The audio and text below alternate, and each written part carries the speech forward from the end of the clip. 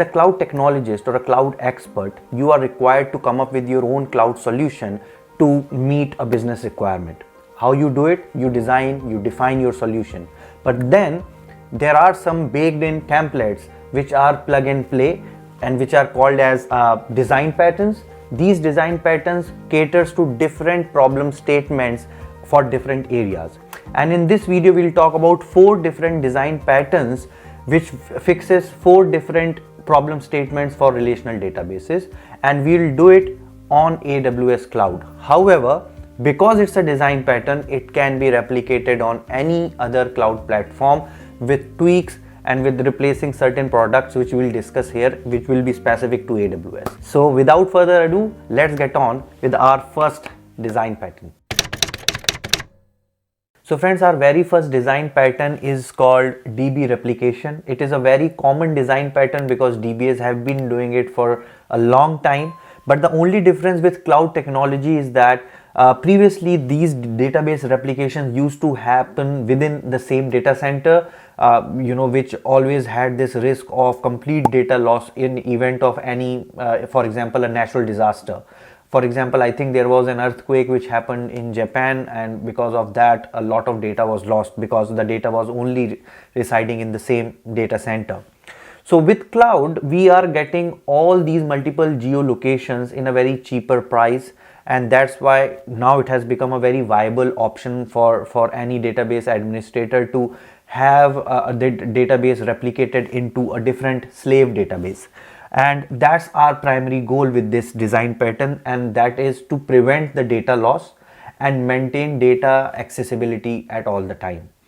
And if you see this design pattern, you will always have your master database where all the activities, all your reads, writes, everything will happen here, and then there would be a replication of this particular database which will happen into your slave database, and then these would always be the replica.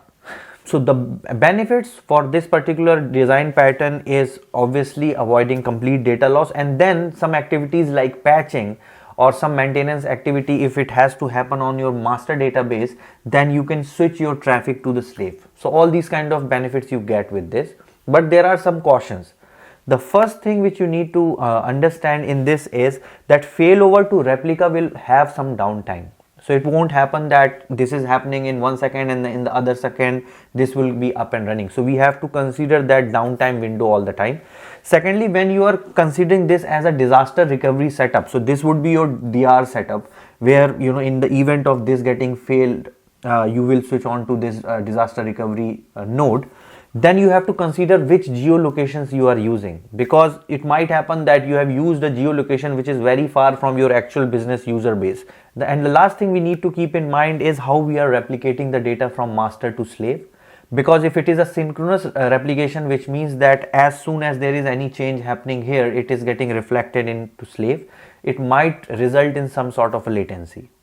And that's why it's always preferred and recommended to use asynchronous data replication, wherein you designate a certain time, certain window during the day, during the week, where you replicate everything onto the slave.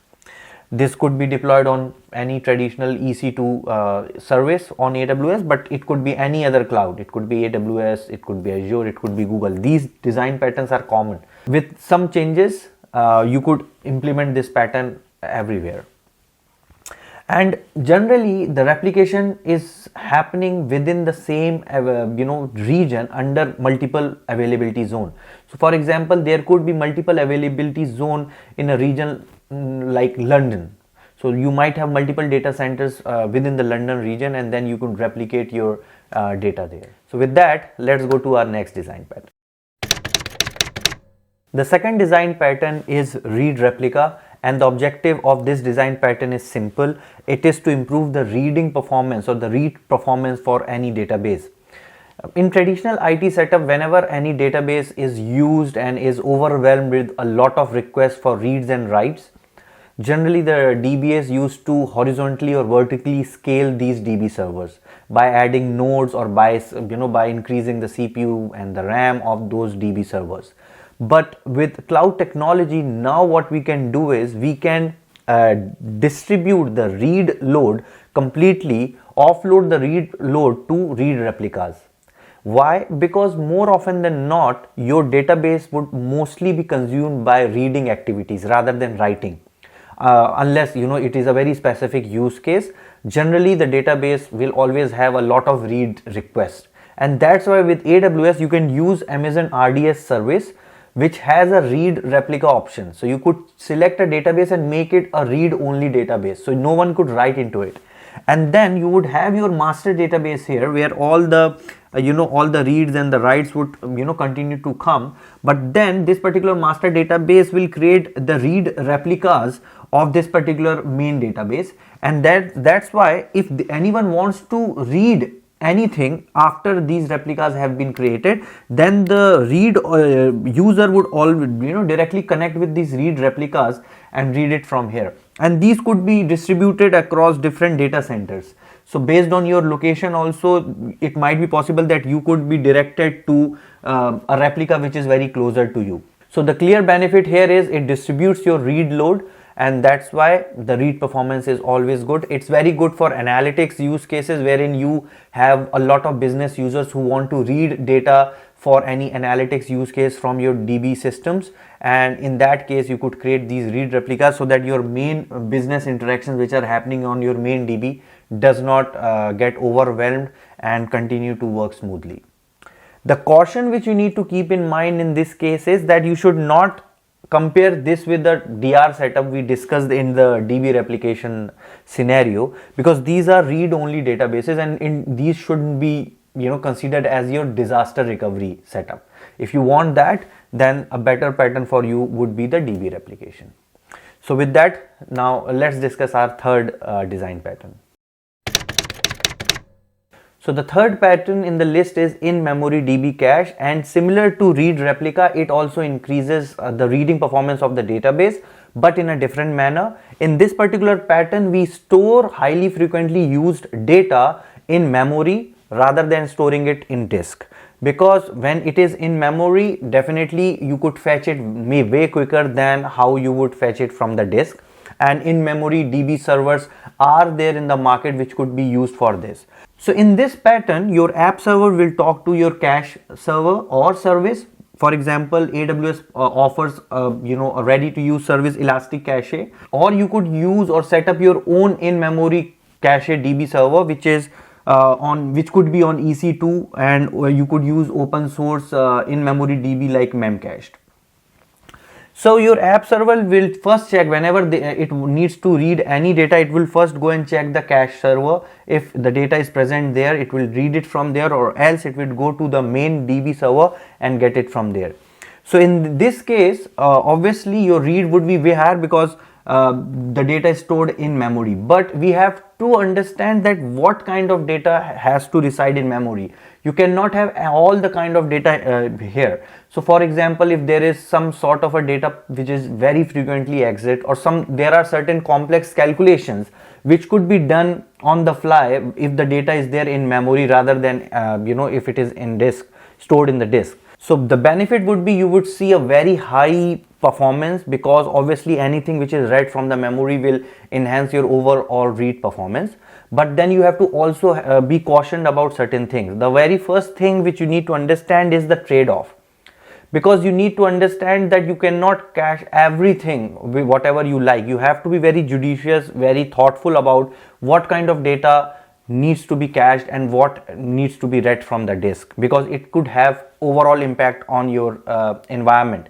It might slow down your write performance as well. So you need to be careful like what you are doing and how you are doing it. Secondly, you might have to change your application code, because now you are introducing a new integration point and a new cache server. So obviously there would be a code change needed. So and the logic should be such that the application is intelligent enough to go to the cache server first and then go to the DB server. So that kind of change will be needed. And we have to also understand that if your read frequency is very high, then caching it makes sense. But if you are storing the data and then reading it once a week or once a day, then this setup is not good. So now let's move on to our fourth and the final design pattern. So friends, the fourth pattern in the list is sharding write. And sharding write is different from read replica and in-memory DB cache in a sense that this optimizes the writing performance of a relational database. How it does it? It does it through the technique which is called as sharding, wherein we create different backend database servers. So the sharding software actually distributes the data based on some common key which is configured within the software. In this case, we can see that this is an employee table and we are inserting employee ID and employee name here, for example.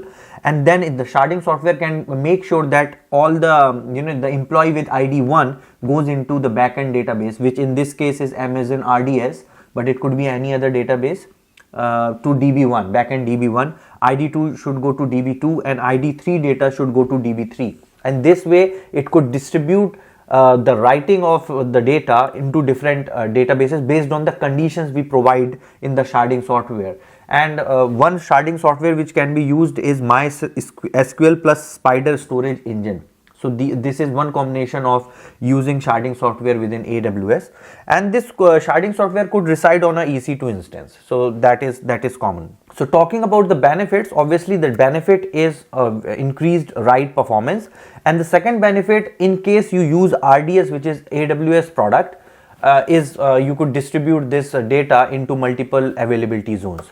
So that in that case, suppose if a set of users are accessing or writing the data from a specific region of of the world, or maybe there is a system which is in Europe, then you could base your database, backend database in Europe, so that the writing performance is enhanced. And that configuration could happen in sharding software because you can put those conditions. So for example, you can put that country code or the region code, this should send the data to DB1. A different country code could send data to DB2 or DB3. So you get the idea, like this is how sharding works. So friends, I hope you liked this video on design pattern using AWS. If you did, please let me know through your likes, your subscribes and your comments, so that I know that I could make new videos on discussing other design patterns. We have only talked about relational, but if I get good response on this video, I'll talk about networking design patterns. I'll talk about how to host web content and how to use firewalls, load balancers, all those kind of different design patterns which which we can discuss in future videos based on the response I get on this one. So until next time guys, keep learning, keep sharing all your knowledge, and yes, keep hustling. Bye for now.